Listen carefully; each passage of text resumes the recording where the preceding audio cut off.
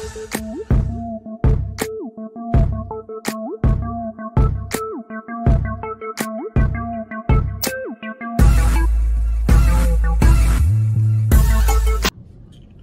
家好，我係許智峰。今日我想同大家講下終審法院兩單判案，相信好多香港人都好留意啦。咁當然大家都好清楚我嘅立場，我對香港嘅法庭係極之不信任嘅。如果我信任香港嘅法庭，我就會留在喺香港受審啦，即係好多嘅政治案件裏邊。我認為香港法庭咧係共產黨嘅法庭嚟嘅，係完全俾政權控制同埋支配嘅法庭嚟嘅。咁但係當中睇到法庭嘅消息、法庭嘅判詞咧，我覺得都值得大家去深入去睇睇。第一就係睇下佢用嗰啲咩理據，點樣禮橫節曲啦，或者睇到佢嘅思路啦，點樣詭辯啦。從而知道即係知己知彼，知道其實喺裏邊嘅法官佢點樣喺呢個政權嘅影響底下去判案嘅，睇下佢哋嘅作為，我覺得都係值得嘅。咁所以咧，我首先當然大家係好留意嘅就係快必案啦，即係人民力量前副主席譚德志。佢就個指控咧，就係話佢2020年講緊都係5年前嘅事啦，擺街站，跟住佢又講嗌咗好多口號，話黑警死全家啊、光時啊等等。咁佢係被告11項咧刑事罪行條例底下嘅煽動罪。咁其實而家啲人都叫舊煽動罪㗎啦，因為有新煽動罪，即係23條下面嘅煽動罪出現咗。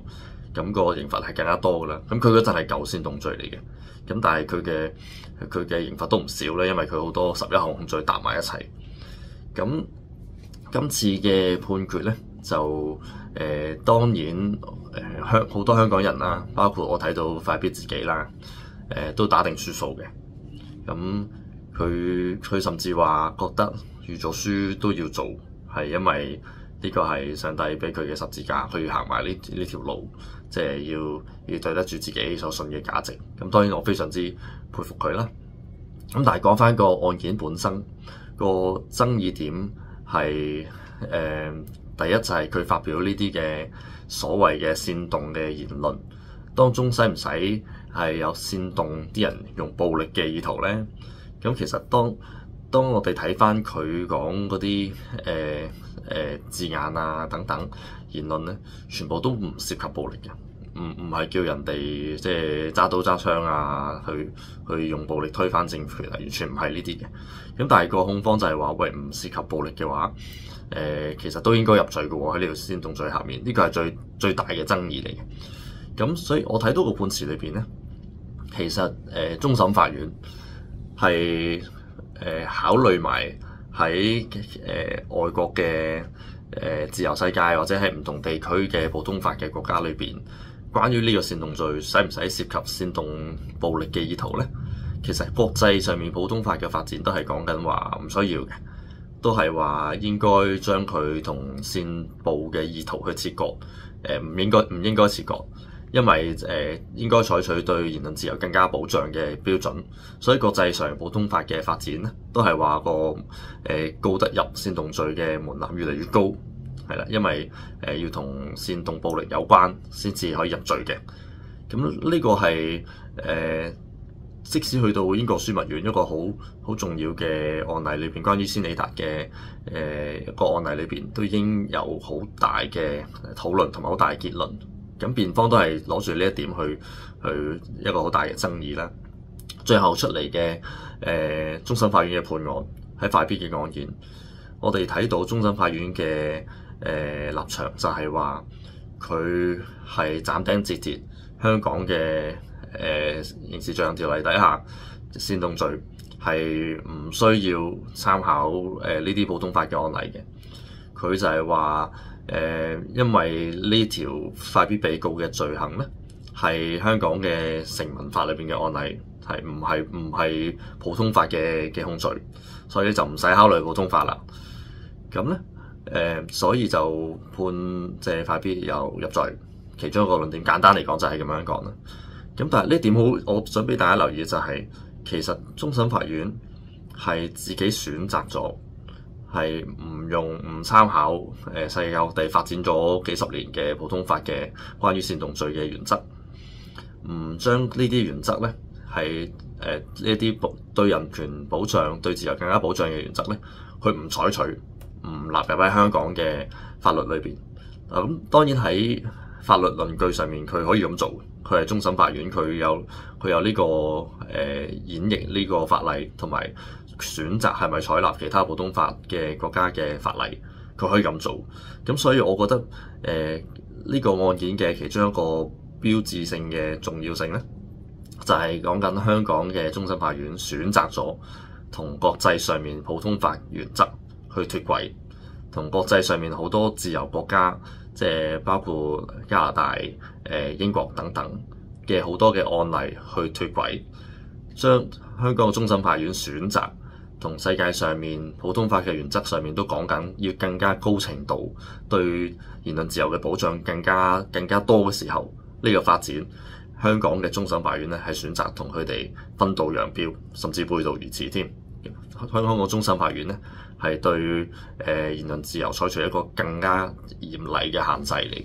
咁當中裏邊佢講嘅好艱深嘅法律嘅解釋就好艱澀啦。譬如佢話刑事罪行條例裏邊有好多種類、好多項嘅煽動意圖，咁佢都話唔一定要係暴力㗎，咁所以證明唔係暴力都得啦咁樣。咁我覺得呢啲就係好流於喺法律上面點樣演繹嘅論據，但係我覺得總結嚟講係終審法院嘅一種態度、一種選擇，就係要同世界脫軌，即係要行自己嘅法治嘅路。所以我成日都叫呢啲叫港式嘅法治咯，其實都幾係人治嘅。咁當然啦，呢單案裏邊係喺法庭裏邊判出嚟嘅，咁係咪人治呢單嘢就睇下佢係咪有幾多嘅政治影響喺法庭裏邊啦。咁但係講翻另一個快必案嘅另一個重點，就係爭議究竟呢啲嘅煽動罪係唔係應該去到高等法院有陪審團底下嘅判決去審判呢？咁其實簡單嚟講呢，終審法院個講法就係話控方係可以有唔同嘅做法，係應該有彈性處理，即係由最低級法院又可以去到區域法院又可以，但係如果想去到高等法院有陪審團審訊都可以。咁但係咧，全部都係控方嘅即係選擇去決定。咁所以咧就裁定喺呢一點上面咧，快必係敗訴嘅。咁如果呢單案嗰個照呢個嘅成為咗案例之後，咁簡單嚟講，政權可以依照住快必今次嘅案例，以後將所有煽動罪，舊煽動罪又好，新煽動罪都好，佢都可以按自己嘅諗法去到擺喺唔同嘅法院。咁我可以預期咧，其實佢將呢啲嘅全部同政治罪行有關嘅、同政治言論有關嘅罪行嘅煽動罪，都會擺喺區域法院，因為佢可以避開陪審團。其實喺有國安法以嚟，大家都睇到控方咧係千方百計想將所有嘅政治案件咧都擺喺一個冇陪審團嘅法庭底下去做判決嘅，因為佢知道有陪審團嘅法庭底下咧，係根據民意係好容易係抽出一啲陪審員咧係裁定佢哋冇罪。咁所以我認為今次嘅快必嘅案件咧，對政權嚟講係一個度身訂造，係一個令到政權可以有更加多彈性選擇幾時喺呢啲政治案件裏邊控告呢啲人去話煽動，係可以唔使陪審團嘅情況底下都可以審噶啦。咁我相信未來所有嘅案件都係冇陪審團噶啦。我諗控方係好不情願會將任何嘅煽動罪會擺上去高等法院喺陪審團底下去審訊嘅，因為你要先對佢哋最有利啊嘛。同埋講緊區域法院嘅最高判決刑事都係判7年，咁其實就算係新煽動罪更加嚴格底下，佢個最終都係判7年嘅啫，即係最重嘅刑罰。咁所以完全好符合對佢，如果佢要懲罰一啲佢唔中意、政治上唔中意嘅意見者，擺去區域法院，跟住告佢好多項跟住加埋可能要你判7年嘅，喺區域法院啱啱可以做得到，咁所以佢冇任何動機要再上一級法院去接受陪審團嘅所謂質詢啦。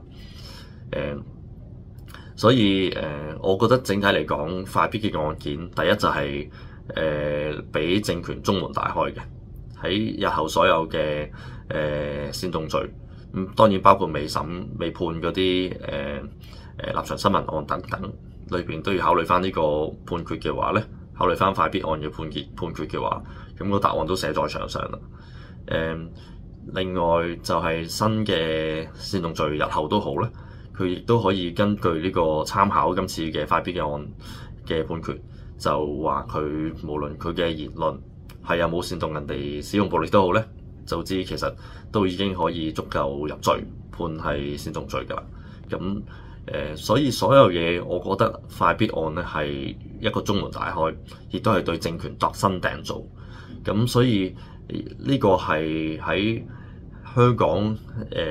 一個點樣用刑事法例去鉗制或者扼殺香港嘅言論自由咧？快必嘅案件咧，簡單嚟講係宣判咗香港嘅言論自由死亡，因為講緊嘅係文字獄。文字獄就係話點樣審你嘅文字、你嘅言論、你嘅政見，跟住就話你去導致憎恨政府，令到人民不滿、憎恨司法機關等等。其實呢個係好我哋所謂萬能 key， 好容易就可以將一個政治意見嘅人士入罪，爭取民主自由嘅人士入罪。而家更加話唔使證實佢有任何意圖去煽動人哋使用武力就可以入罪嘅時候，咁呢個萬能 key 會變得更加門檻更加低，亦都係更加容易俾政權可以攞嚟濫用。所以我預期會更加多嘅唔同嘅政治網絡審查啊，去睇下人哋唔同人社交媒體睇下佢講啲乜，好容易就再繼續用煽動罪去告，亦都好容易去入罪。咁未來嘅煽動罪嘅審訊就會快好多噶啦，因為低級嘅法院都話睇到快必案件已經一個案例，呢個法庭嘅爭拗點，辯方嘅爭拗點話有冇武力已經冇關啦，因為全部都可以入罪。咁呢個當然係喺香港言論自由擺上去法庭嘅案件審訊裏邊一個好指標性、好重要亦都好黑暗嘅一頁啦。快必嘅案件，所以你先見到政府嘅講法就係話好歡迎啦，歡迎裁決，因為就話裁定咗控罪元素，即係唔包括煽動暴力啊、擾亂公共秩序都得嘅，咁佢當然好歡迎啦，第日都可以用。咁有一單咧，佢冇話好歡迎嘅，就係鄒幸彤嘅案件。咁鄒幸彤嘅案件，即係大家都記得啦，係國安法下面嘅案件啦。咁喺國安法下面咧，根據國安法，控方就叫支聯會交出一啲資料啦，因為有合理理由認為支聯會係外國代理人，所以叫佢交進一步嘅資料。咁支聯會係拒絕交嘅。咁喺國安法下面咧，拒絕交呢啲資料咧，就本身已經係一個罪行嚟嘅。咁所以單案件喺2021年就已經將佢哋拘捕啦，跟住一路打官司，打到超過3年，到後來佢哋係被判入罪，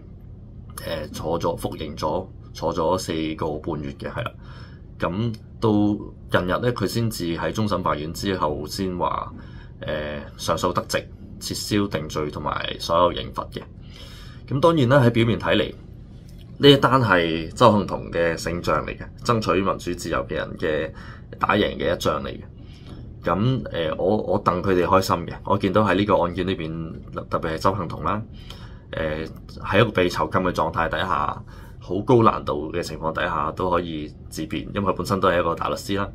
去做好多嘅法律研究，提出咗好多好有力嘅觀點。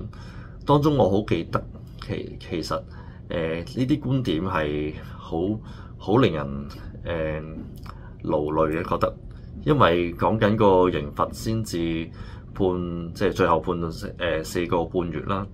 咁但係當中打官司啊，使好多嘅錢，等待好多嘅時間啊，等待上庭啊等等，都用咗超過幾年嘅時間。咁所以對好多人嚟講係未必係好值得打嘅案件嚟嘅，可能嗱坐完出嚟算啦，甚至認埋罪，跟住仲可以快有搏到可以快啲出翻嚟添，咁就件事就了結啦。咁但係鄒幸彤冇咁做啦，佢決定打官司打到底。咁所以我戥佢開心嘅，我見佢喺庭上面即係開心笑住舉起 V 字手勢啦，因為今次係第一次有國安法嘅案件可以喺終審法院裏邊係判政府大敗訴，爭取民主自由嘅人係勝訴，第一次嘅。咁呢單當然係冤獄啦。我自己睇法咧，我除咗戥佢開心之餘，我覺得都係即係香港法治嘅好悲哀嘅一頁嚟嘅。我覺得就算贏呢個官司都唔係令我真正得到好大嘅開心。第一頭先講到最主要嘅原因，因為佢已經坐咗4個半月啦。咁點樣補償佢哋咧？政府係唔會道歉嘅，大家都知道政府係唔會認自己有冇做錯嘢。咁就算喺呢單案件裏邊，即係鄧炳強嘅回覆都係話，佢哋會再審視下點樣第時執法做得好啲，睇下嘅法例係咪做得有缺失咁樣等等啦。但係佢哋唔會去道歉啦。第二就係你哋已經聽我覺得唔係大家已經聽到即係政府嘅講法，就話係咪要考慮即係修例啊？咁亦都有人問到即係國安公署啦，佢哋嘅睇法就係話咁即係如果需要修例，就係人大去修例，甚至釋法添咯。咁當然，如果就鄒幸彤案件，政府提出話要人大釋法，或者喺人大裏邊自己主動出嚟話要修例，我覺得我絕對唔意外，因為輸打贏要係政府即係好經常用嘅做法啦。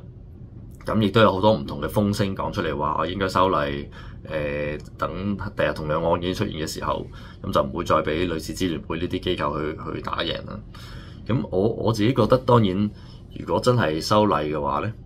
對市民嘅觀感係極差。雖然喺呢個政權底下，即係釋法係等於食生菜嘅啦，已經即係佢都即係擘爛面俾大家睇到，其實所謂嘅終審法院嗰個終審嘅意思係最後啊嘛，英文係 final 啊嘛，但係原來之後上到去人大都仲可以釋法，仲可以修例嘅時候，咁當然佢修完例釋完法之後，佢未必可以喺呢單案件裏邊有任何影響啦，因為已經判咗啦嘛。咁但係你諗緊喺國安法下面，喺國安嘅時代，第時有幾多嘅即係公民社會組織可以隨便俾政權指控，話有意圖有理由相信佢哋係我個代理人，跟住就叫佢俾資料，唔俾嘅話又犯法。咁佢釋法之後咧，可能就佢哋一定要俾呢啲資料嘅咯。喺釋法之後底下，可能話佢好似今次案件個爭議點就係佢遮晒所有嘅證據都好，都可以公平審訊嘅咯，都可以釋法底下就可以完全將終審法院今次嘅所有理據話辯方冇可能得到公平審訊等等，完全去180度改變。咁呢個點會唔係輸打贏要咧？咁呢個亦都我相信喺共產黨嘅政權，喺港共政權裏邊係絕對做得出。我都相信佢哋一定係積極研究緊嘅方案嚟嘅。咁所以即係大家拭目以待啦。我就比較悲觀，我亦都唔相信今次終審庭嘅案例係話法治翻嚟啦，話呢個制度變翻正常。我唔相信。我甚至相信咧，雖然有呢啲陰謀論咁樣睇，點解將鄒幸彤同埋快必嘅案件兩單案排合併埋同一個庭裏邊去宣佈咧？我覺得就係可能政權想達到一贏一輸嘅效果。快必嘅單案嘅影響咧，對言論自由影響係比鄒幸彤嗰個案件咧係深遠得多。咁亦都係嗰個刑法嘅普遍性，普遍喺社會度點樣可以使用咧，都係牽涉個國範打擊面係大得多。咁所以係政權覺得嗰單一定要贏，跟住鄒幸彤呢單案件裏邊，佢唔係話放鬆俾你，只不過係控方自己做得太樣衰，即係咁遮晒啲文件裏邊。咁所以可能司法制度覺得，即係法庭自己都覺得要攬住控方，要判控方人都幾樣衰，可能留翻俾人大自己釋法做啦咁樣。咁所以我覺得有少少雖然係我嘅睇法啦，我覺得係係法庭想營造一個效果，就係佢有贏有輸嘅雙方都咁，所以係一個稍為公正嘅做法嚟嘅。咁同埋喺法庭，如果係純粹政治考量嘅話，法庭覺得我呢單判你贏，鄒幸彤又唔係可以出咗嚟，又唔係可以放監嘅，都係繼續喺其他嘅支聯會案，即係勾結外國勢力案裏邊，佢都繼續有排坐。衡量輕重底下，佢可以判鄒幸彤呢單贏嘅，因為政治上冇影響，亦都冇放到人，政權應該覺得 OK， 可以接受，咁咪咁樣做咯。所以我對香港法院嗰個諗法，我係好悲觀。我係覺得所有嘅政治案件喺法庭都係純政治考慮，法律嘅判詞嗰個做法都係堆砌到一個結果，去到符合政權想要嘅結果嘅啫。對我嚟講嘅睇法係咁，就係呢個就係我對香港法庭嗰個睇法。咁所以我戥鄒幸彤啊，即係同埋另外兩位被告開心之餘，喺香港嘅法治嘅大環境底下，喺呢單案件同時出現嘅時候，我諗俾大家多一個睇法，就係香港嘅法治係去到一個咩地步呢？咁好值得大家去再深思一下。